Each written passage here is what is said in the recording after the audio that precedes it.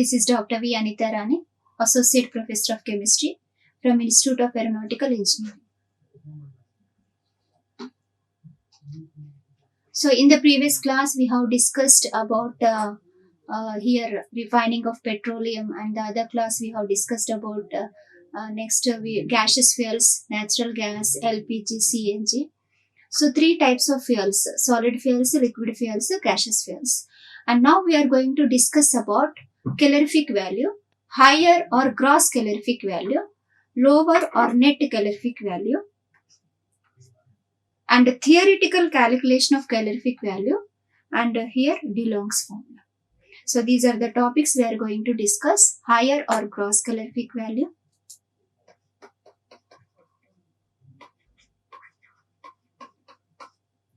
lower or net calorific value, and theoretical calculation of calorific value, that is the DeLongs formula. So what is calorific value means? The quantity of heat liberated when a unit mass of the fuel is burnt completely, means how much amount of heat is liberated when we are burning, for example, 1 gram of coal or 1 ml of the petrol. So how much quantity of heat liberated when we are burning a unit mass of the fuel or unit volume of the fuel, that is known as calorific value of the fuel. So the property of the fuel is its capacity to supply heat. What is the property of the fuel? So its capacity, how much heat it can supply. So fuels essentially consists of, we discussed it till now, what fuel is containing. Fuel is containing what are the elements: carbon, hydrogen, oxygen, sulfur, nitrogen. So all these are present in the fuel. And the heat of particular fuel that can give is due to oxidation of carbon and hydrogen. Means some depends on type of the fuel, depends on here the carbon percentage present in the fuel. So here it liberates the heat. So when a combustible substance burns, the total heat depends upon the quantity of heat. Means its nature, means it depends on the type of the fuel: solid fuel, liquid fuel, gaseous fuel. And air supplied for combustion, means whether we are supplying enough quantity of air supplied for combustion, and certain other conditions. So the heat produced is that will be different for different types of the fuels. So that is known as calorific value. So what is calorific value means? The quantity of heat liberated when a unit mass or unit volume of the fuel is burnt completely in presence of the air. So here we have seen we can see the definition here: the total quantity of heat liberated when a unit mass or unit volume of the fuel is burnt completely in air or oxygen. So we can look into some here units of heat. Calorie, kilocalorie, British thermal unit, centigrade heat unit. So what is calorie means? It is the amount of heat required to increase the temperature of 1 gram of water through 1 degree centigrade. So that is the calorie. Kilocalorie means that is the it is also like amount of heat required or quantity of heat required to raise the temperature of. So previously we have taken 1 gram of water for calorie. So for kilocalorie, so 1 kilogram of water through 1 degree centigrade. So we will write down here 1 kilocalorie is equal to 1000 calories. And 1 kilocalorie in British thermal unit, that is 3.968 British thermal unit. And British thermal unit, so that is the English system we do not use. We will use units of heat is calorie, kilocalorie. And the British thermal unit, so that is the unit of heat in English system. So that is defined as quantity of heat required to increase the temperature of 1 pound of water. We have taken in grams and kilograms, but in English system they will take under pounds of water. 1 pound of water through 1 degree Fahrenheit. We will take degree centigrade, so they will consider degree Fahrenheit. So 1 British thermal unit is equal to 252 kilocalories is equal to 0.252 kilocalories. Now last one is centigrade heat unit. So it is the quantity of heat required to raise the temperature of 1 pound of water through 1 degree centigrade. That is the centigrade heat unit. So we can take here 1 kilocalorie calories, 1 kilocalories is equal to 3.968 British thermal unit. So which is equal to 2.2 centigrade heat unit. But overall, what we have to remember, units of calorific values for solid and liquid fuels, calories or kilocalories. We will write calories per gram or kilocalories per kilogram for solid and liquid fuels. For gaseous fuels, we will take the units of calorific value, that is kilocalories per cubic meter. Kilocalories per cubic meter. So this we have to know, that is the units of calorific value for solid fuels or liquid fuels and gaseous fuels. Now higher calorific value or gross calorific value. Higher calorific value we will write HCV. Gross calorific value GCV. So usually all fuels will contain some hydrogen. It will contain some hydrogen which is in combination with O2 as H2O. It is in combination with the O2 as H2O. So excess of H2 present in the fuel, so that will undergo combustion. Means in 1 gram of coal sample, so some hydrogen, okay, some 50%, some hydrogen, it will be combining with the oxygen in the form of H2. So the remaining 50% of hydrogen, so that is called free hydrogen, free state of hydrogen. So that free hydrogen, it is available for combustion. It is combustible. It will undergo combustion. It will liberate the heat. So when the calorific value of hydrogen containing fuel is determined experimentally, the hydrogen gets converted into steam. That is converted into steam. So here already in previous class in ultimate analysis of coal, in determination of carbon and hydrogen, when we are passing that air through the coal sample, when we are burning that coal sample, what are the products we got? We got the product is CO2 H2O, because the coal sample is containing carbon and hydrogen.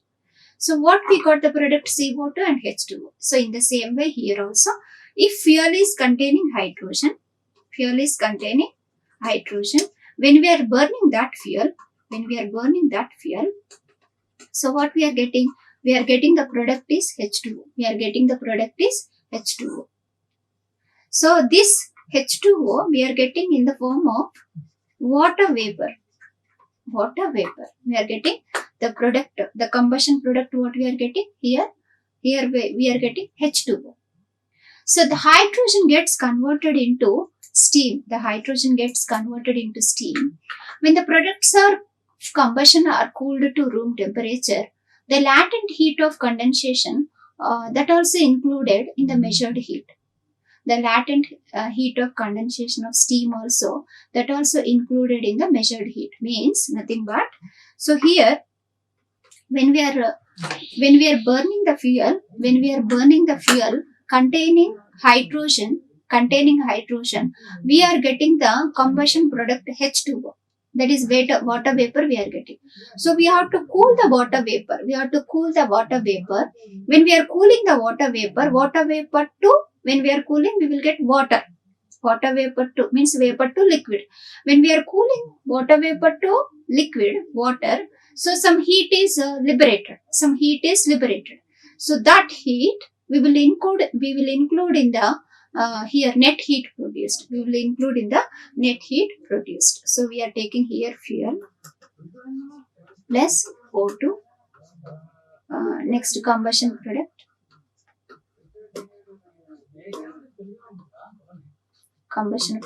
Plus heat.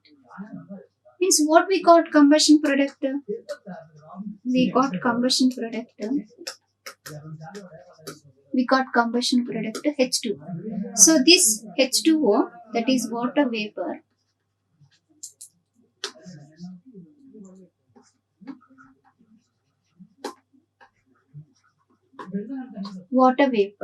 we are cooling. So when we are cooling, what we get? We will get water. So what we get here? Heat will be heat liberated. So what is the heat liberated? So that we will include here in the net heat produced. This is the net heat.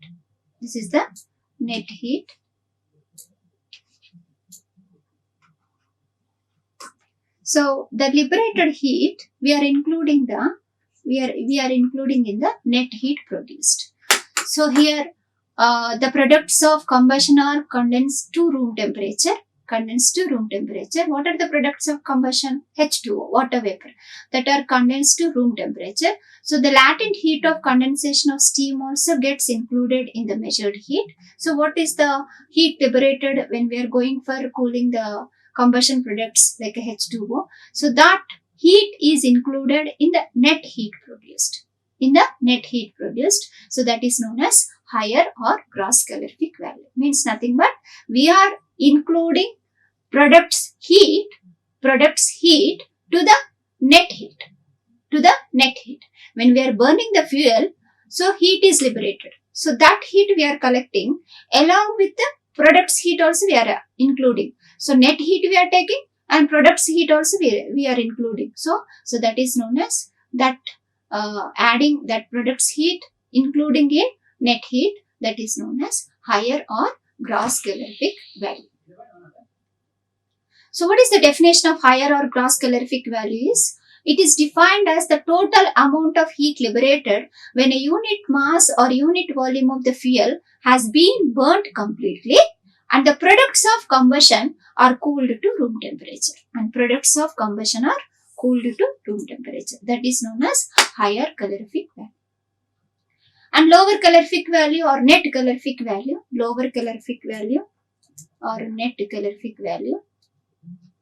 So this is it. Lower calorific value or net calorific value. So here what we are doing previously, we are included in the net heat, products heat. But here in lower calorific value or net calorific value, so we will take exactly how much net heat is produced by burning the fuel. So that net heat we will include here. So what is the definition here is, the lower calorific value is defined as the net heat produced when a unit mass of the fuel or a unit volume of the fuel is burnt completely and the combustion products are allowed to escape. So combustion products heat is not included in lower calorific value. So combustion products are completely, it is escaped, it is removed. Combustion products are removed. The combustion products are allowed to escape outside. So only we are considering net heat produced by burning the fuel. That is known as net calorific value or lower calorific value.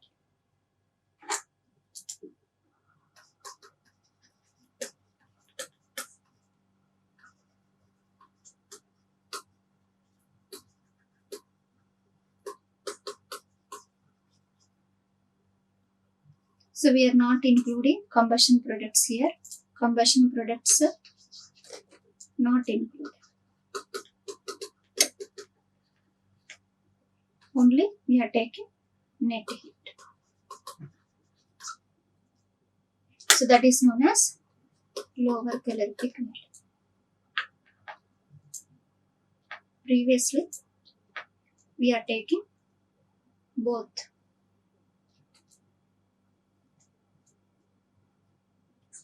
Combustion products heat plus heat liberated. So that is called HC. So net calorific value, so that is the gross calorific value excluding the latent heat of condensation of water. We are not including combustion products heat here. So that is the lower calorific value. So we can take the formula. LCV is equal to HCV minus latent heat of water vapor formed. Means we are not including here combustion products heat. So LCV is equal to HCV minus latent heat of water vapor formed. So 1 part by mass of hydrogen produces 9 parts by mass of water. So we can take the equation H2 plus O2 gives rise to H2O. So we can take the formula here, that is LCV is equal to HCV minus mass of hydrogen into 9 into latent heat of steam. Means when we are taking 1 gram of hydrogen, it reacts with 8 grams of oxygen, produces 9 grams of water. Okay, so we are including here in the formula, that is LCV is equal to HCV minus, so we are taking mass of hydrogen, we do not know, okay, mass of hydrogen, how much it is, mass of hydrogen into 9 into latent heat of steam. So the latent heat of steam is 587 kilocalories per kg of water vapor formed at room temperature. Water vapor formed at room temperature. Net calorific value, that is the gross calorific value excluding the latent heat of water vapor, latent heat of water vapor. So here we are taking percentage of hydrogen, that is we can take the other formula, that is NCV is equal to GCV minus 9 into H by, H means that is the mass of hydrogen, H by 100 into 587. So we can write GCV minus 0.09 into H into 587, where H is the percentage of hydrogen in the fuel. So that is the higher calorific value and lower calorific value. So this lower calorific value formula we will take and we will do the problems. So the theoretical calculation of calorific value. So theoretically we can calculate calorific value by taking the constants. So the calorific value of fuel can approximately be calculated by noting the amount of components constituting the fuel. So in such cases we can take into consider the heat of the reaction, which is defined as the amount of heat produced when 1 gram molecule of the reactant is burnt in the presence of O2, in the presence of oxygen. For example, carbon, 12 grams of carbon, it reacts with 32 grams of oxygen. The products we get is 44 grams of CO2, and how much heat is liberated is 96,960 calories of heat is liberated. So 12 grams of carbon liberates 96,960 calories of heat, and 1 gram of carbon, how much it liberates. So we have to do here, that is 96,960 by 12 is equal to 8080 calories heat. Now, hydrogen. Hydrogen burns in presence of O2, resulting in the form of water. So, hydrogen present in the fuel in presence of O2 also. When we are burning that fuel, so what we get? We get the water vapor. So, 2 grams of hydrogen here, it reacts with 16 grams of water, and combustion product we are getting H2O 18 grams, and heat liberated is 69,000 calories heat is liberated.